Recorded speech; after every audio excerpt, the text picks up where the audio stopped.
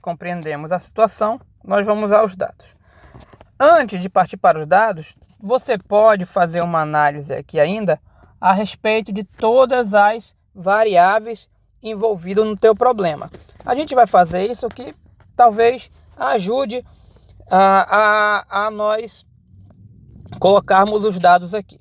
Pois bem, vamos a todas as variáveis. Nós analisamos, olhando aqui atentamente ao desenho, perceba que esse ponto aqui, que é onde vão se encontrar, ele é um ponto fixo e parece ser um ponto importante para o nosso problema.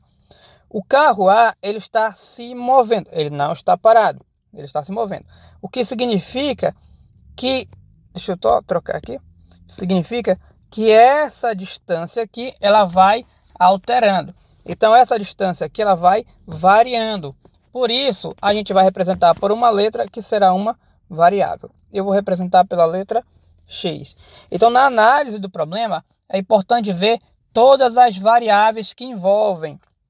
E uma das variáveis que se refere ao movimento do carro A é essa distância até o cruzamento da estrada. Aliás, os dois estão indo para o cruzamento da estrada. Normalmente, problemas desse tipo envolvem algum ponto que é fixo e é importante. Nesse caso, o ponto fixo importante é o cruzamento. O cruzamento das estradas não muda, né? Então ele é fixo e, além do mais, ele é importante porque os dois carros estão indo na mesma direção.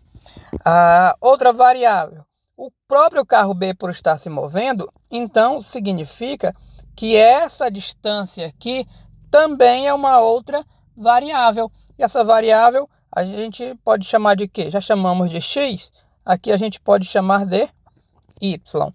E tem mais uma variável aqui que pode estar oculta. Qual seria a outra variável que pode estar oculta? Analisando o problema, perceba que nós também podemos considerar a distância do carro A até o carro B. A distância do carro A até o carro B. Então, nós temos uma outra variável que é essa distância aqui, a do carro A até o carro B. A gente pode chamar de D, essa distância, D de distância, ok? E perceba que, ao considerar as três variáveis, nós temos um triângulo retângulo. A gente pode pegar essa parte aqui, que mede X, essa parte aqui, perdão, aqui é Y, né? Essa parte que mede X e a distância que mede D. Eu vou trazer para cá esse triângulo só para facilitar. Então, está um pouco torto, tá? Eu vou pausar para eu fazer decente e já volto. Ok, aqui está um pouco melhor nosso triângulo. Não precisa ser bonitinho, mas pelo menos fica melhor, acredito eu, para vocês verem. Então, nesse triângulo, aqui é o X, aqui é o Y, aqui é o D. Importante não esquecer que o X representa o movimento do carro A, ou a distância dele até o cruzamento. O Y é a distância do carro B até o cruzamento, então se refere ao movimento do carro B. E D se refere à distância entre os dois carros, ok? No começo do problema, nós vamos retirar os dados agora. No começo do problema, ele diz que o carro A está se movimentando a 90 km por hora. 90 km por hora é uma velocidade. É uma velocidade. E velocidade é taxa, e taxa é derivada. Então, a gente já vai colocar esse 90 aqui como derivada, um DDT. Por que DDT? Porque a velocidade é uma taxa em relação ao tempo. Olha aqui, por hora, em relação ao tempo. A questão é, taxa de quem? De quem? Esse 90 km por hora é a velocidade do A. Velocidade é taxa relacionada ao movimento, é taxa de movimento ou de distância. Então, esse 90 é a taxa que se refere ao movimento do A, E o carro A está representando, o movimento do carro A, ou a distância, ou o quanto ele vai percorrendo, está representando por que letra aqui? O X se refere ao movimento do carro A, o Y se refere ao movimento do carro B, então X se refere ao movimento do carro A. Ou seja, essa velocidade 90, ela é a taxa do X. É a taxa do X. A taxa do x que vai ser o quê? 90. Porém, aqui entra um detalhe importante. Aqui tem um detalhe que é, digamos, oculto, que é o quê? Esses dados são de velocidade. Essas velocidades normalmente se apresentam em módulo ou velocidade modular, ou melhor, elas se apresentam em valor absoluto.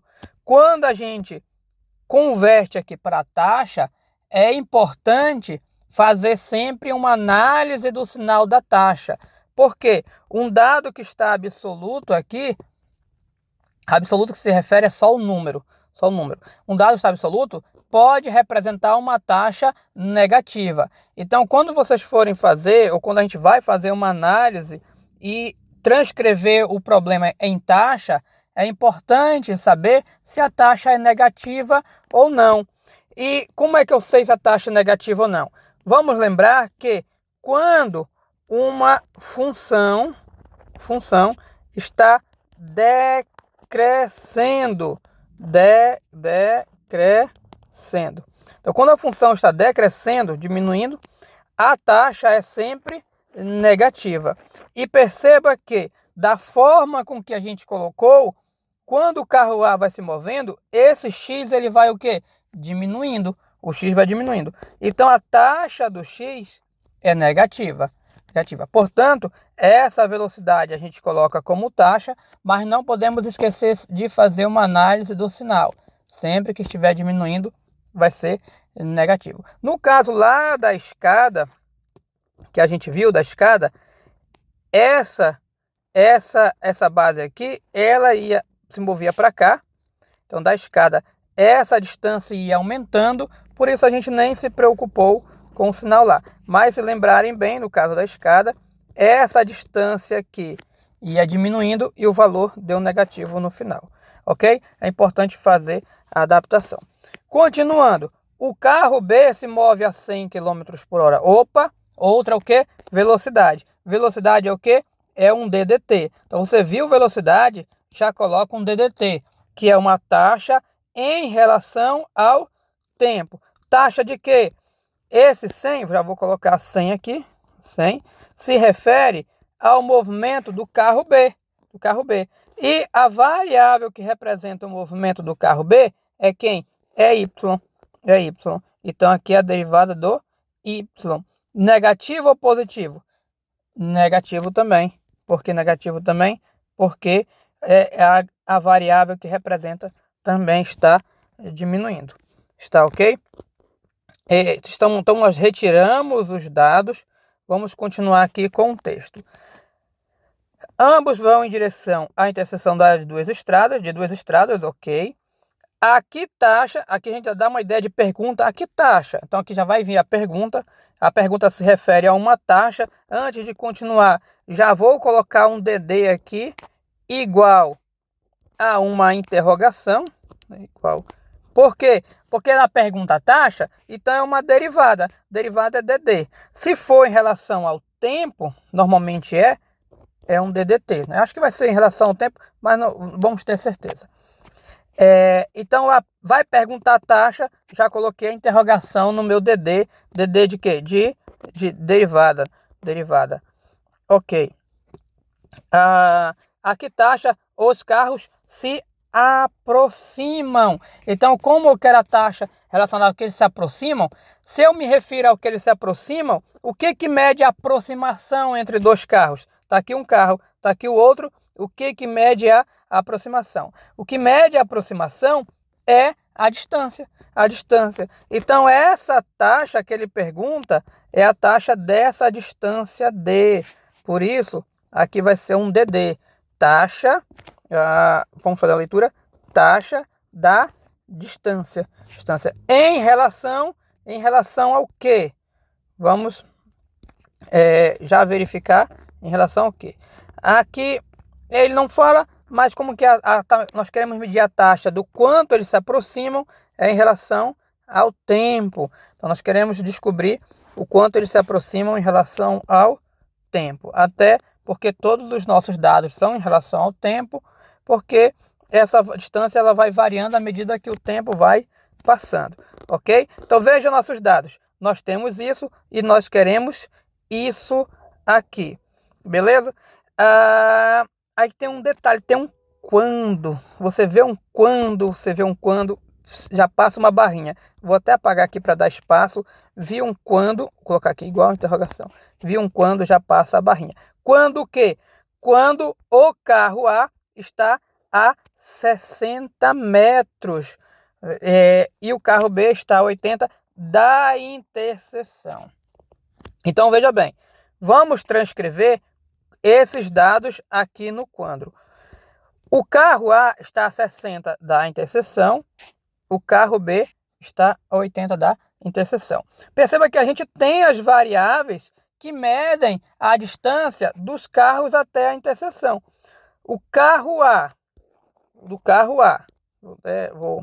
fazer assim, o carro A